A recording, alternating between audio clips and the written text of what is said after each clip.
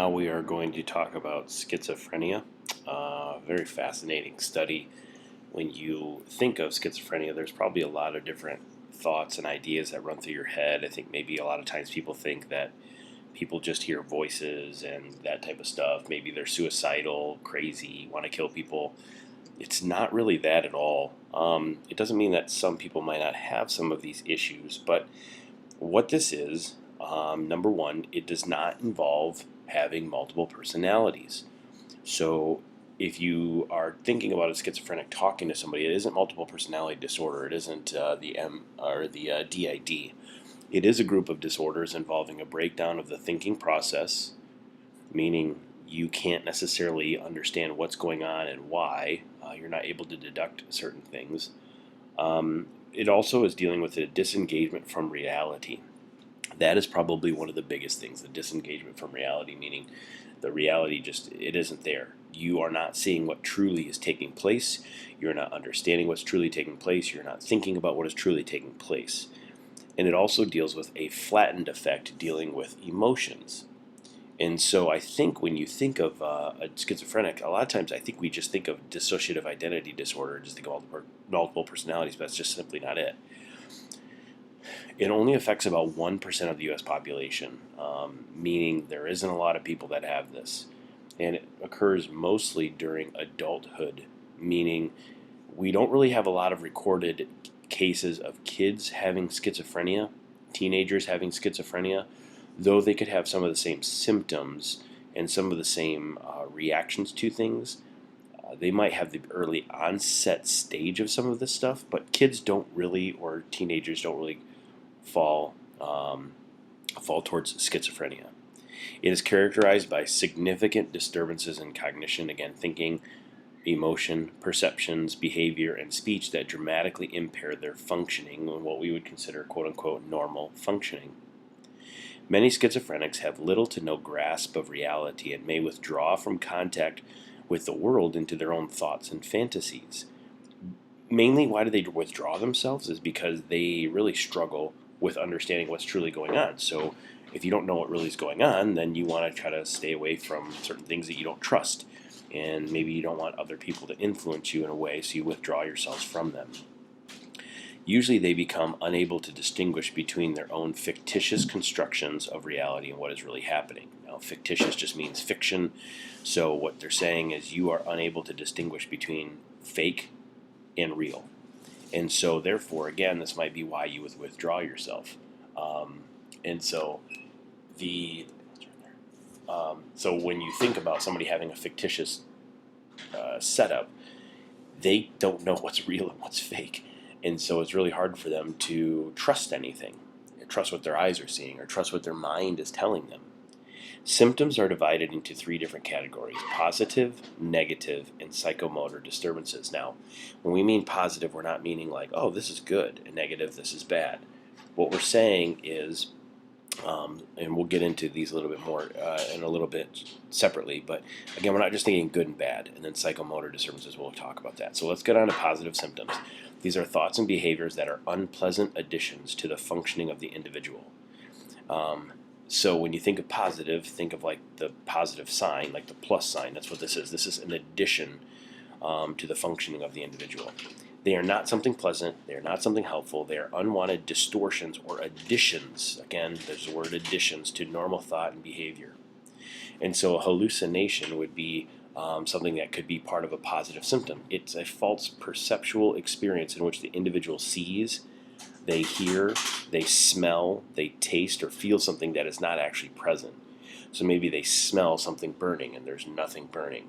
Maybe they taste something sour. They haven't even had anything in their mouth. They see an elephant walking down the road, and there hasn't been an elephant in these parts of Michigan for hundreds of years or whatever. And so all of these things are additional stuff that they have. It is an unpleasant addition to them. The most common type of hallucination is auditory, though, meaning they hear somebody saying something to them. And it involves a person hearing voices or sounds that are not actually present. And again, this is where I think we get into the normal perception of what schizophrenics are.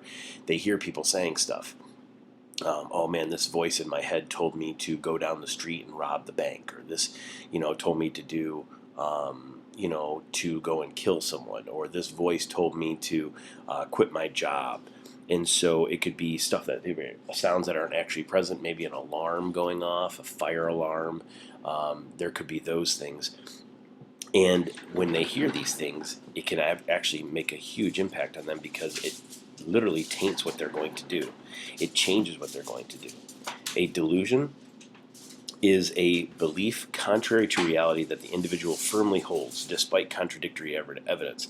So a delusion would be people are saying, no, this is clearly not what's happening, but the person cannot accept it because to them it becomes their reality, even in spite of people telling them, hey, no, this is not what's happening.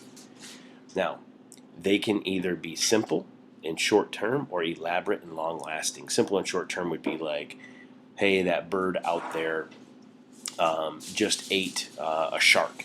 That would be something short, kind of weird. It could be something that is, short term, very simple, or it could be something very elaborate, like a crazy scheme that the government is pulling or your family is pulling. And usually those with schizophrenia have more than one type of delusion. So we're going to go into different delusions here. A delusion of persecution. The delusion of persecution is the belief that someone is plotting against the individual or others and the fear of being followed or watched. And so those suffering are overly vigilant, meaning like really careful about what they see, what they do, where they go, and they experience extreme levels of agitation and extremely mistrustful, meaning they will not trust anybody because they don't know what's going to happen. An example would be the belief that the CIA, aliens, or foreign governments are trying to steal their brain. That would be part of the persecution that they're dealing with. And so again, they feel like someone is plotting against them, and they're worried about this. I mean, just think about it like this. If you found out that the government, well, they are listening to every one of our conversations, including this one, which government, I do love you. You understand that. I love the CIA. But if you think about people, if you knew that somebody was watching you, if you knew that there was somebody in your neighborhood that was a convicted killer, you would be vigilant. And it's kind of like this. Another type of delusion would be a delusion of grandeur. This is a belief that an individual holds special power or is especially important and influential, and this might demand that the person receive special treatment. So this person might believe that they are Moses and they have to lead a whole group of people to the promised land, or they might believe that they're a movie star and a leader, a movie star, and everybody should cater to them. And when they go to a restaurant, they should get the best seat, the best steak, the best meal. They're the leader of an army and they need to lead people to battle, to war. And this person believes that they are truly holding special power. Maybe somebody, right now I'm going through all the Marvel movies, and maybe somebody believes that they're a Marvel character like Iron Man or the Hulk or somebody like that, or maybe they believe they're Thanos and they need to kill everybody and snap their fingers and wipe half the population out. If you haven't seen that scene, and I just ruined all the Marvel movies for you, I apologize. But you also have delusions of control. A delusion of control, belief that an individual's thought, behaviors, and emotions are manipulated by an outside force.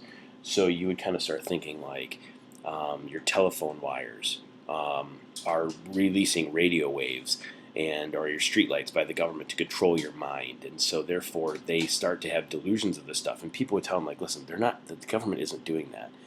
And they're giving you evidence of this not actually happening, but the people can't get over it. So they believe that they're being controlled or manipulated by an outside force. And the last delusion would be reference, a delusion of reference. This is the belief an individual holds in which they interpret objects or the behaviors of others to have important meaning designed only for them. So they would believe that a song, a newscast, a gesture made by a stranger are directed towards them specifically. So they're listening to, Toad the Wet Sprocket's album, Dulcinea. And they're sitting down, they're listening to that, and all of a sudden they're like, wow, that song really stood out to me, and man, I cannot believe it. They're talking to me. And so, again, it's a delusion of reference because they think that it's referencing you. They believe that it's referencing you, and they believe that it has special meaning to you and that you're dealing with that. And so when you're listening to Fall Down on the Dulcinea album, you were thinking, oh man, they're talking about me. And so that would be part of that. It would be a newscast. Somebody gets on the news and is like, in tonight's news. And then all of a sudden the newscaster starts talking about, somebody that they're looking for a robbery. And they're like, wow, this is really, they're telling me to go out there and find that person. They want me to do that. A gesture made by a stranger, maybe somebody waving to somebody in a big crowd. Oh man, that was meant for me and it's a sign to do something. So that's a delusion of reference. Thought disorders that could be part of this would be disorganized cognitions in their everyday life. So what happens is this actually kind of messes up. Again, it adds to their mind. So again, this is an addition. But what this is, let me give you examples of this. Probably better explained this way. They have what they call neologisms, which are words made up by the speaker. Basically meaning you make up words, blah, blah, blah, and they don't have any meaning. They're not an actual word. And you guys are like, I think I have that with my grandfather when we're playing Scrabble and I don't know what he's saying and he's making up words. We're not talking about that. This person actually has a condition. Your grandfather does not. He's just smarter than you. And words are made up by the speaker. And you just make up words and it means something to the schizophrenic, but it doesn't mean anything to you. They also have clang associations, which are connections between words are based on how they sound or rhyme instead of based on meaning. So like they would say, an example, how are you in your shoe on a pew, Dr. Do? And it would mean something to them, but you're listening to it and it sounds like a rhyme or it sounds like something that doesn't have any meaning to you, but it means something to them. They're basically asking you, how are you doing today, doctor? But they're throwing in these things and it kind of rhymes. And they call it clang associations. They also have something called word salad, which is a type of speech in which the words are selected and have little or no meaning or connection, making it impossible to understand the picture. So, for example, it would be like, I love Cheez-Its, fence post with the swing, but the jacket was outside cold, and I believe the telephone wires were counting pennies. And you're like, what are you talking about? And what it means is they don't really connect. They just happen. And that means something to them, but it doesn't mean something to you. So it's an additional thing. So these are positive type symptoms for a schizophrenic. The individual may have issues sticking to one topic at a time, so all of a sudden they're talking about flowers and how they love planting flowers outside, but cookies are really good. Okay, that doesn't make any sense. Symptoms may include changes in the way their body feels, such as numbness, meaning they don't feel anything. It's an additional symptom. They could even feel like having enlarged parts of their body or shrunken parts of their body, like their hand is tiny. Their feet are really, really big, or their head is enlarged.